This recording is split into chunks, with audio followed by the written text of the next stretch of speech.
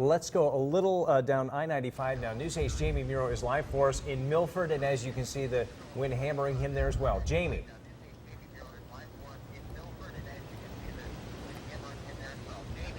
Well, Darren, good evening. Actually, wind and rain, you know this, Darren, with technology. Things get wet, you kind of have to make do, so that's why I've got the phone up to my ear so I can hear you. I'm going to put it in my pocket real quick.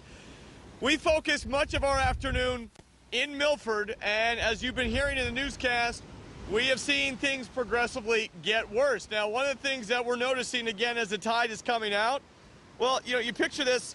My photographer, Tom Parent's actually underneath an overhang. This goes to a beach, but these waves have been crashing over and working their way up. And of course, you know, the question, and you can't really say it enough, is how high is it going to get? Well, let me show you how high it got earlier today. High tide came up these steps into this home, and then you can make out the sand and the shells that hit this part of the house. And then there's, of course, the plywood that is wet or shows signs of being damp. And, of course, higher up, it is drier.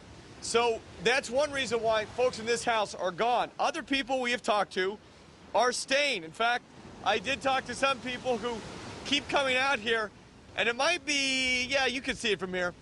I want to show you. You see the blue house here, Darren? And then go up, you see the house that's got the relatively new roof on it. That house, there was a small house last year that was destroyed by Irene. You can see it's still in stages of construction.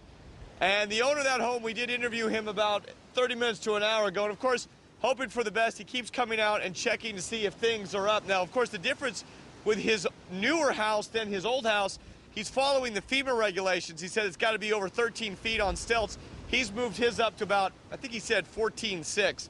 So he's hoping that the storm surge clearly isn't going to keep rising and rising and rising and really causing more problems to a house that's not even completed.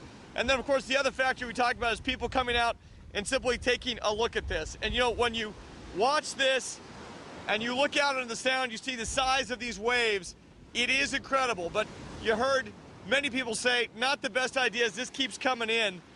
I'm going to scoot back just a bit. As this keeps coming in, really not the time to be out. A lot of people in these neighborhoods have decided to stay put, which is amazing. Again, you know, you've heard it from New Haven firefighters, East Haven firefighters, all the way down to Norwalk, that if you get stuck, they can't get out and save you. So that is the situation here. We're in between this Point Beach and I believe it's called Bay Path Beach behind me. And again, talking to folks, crossing their fingers, and just hoping things turn out for the best. We're going to stay out here for a little bit. We'll come back live later. For now, we're going to keep watching this and see how high it gets. I'm Jamie Muro, News 8.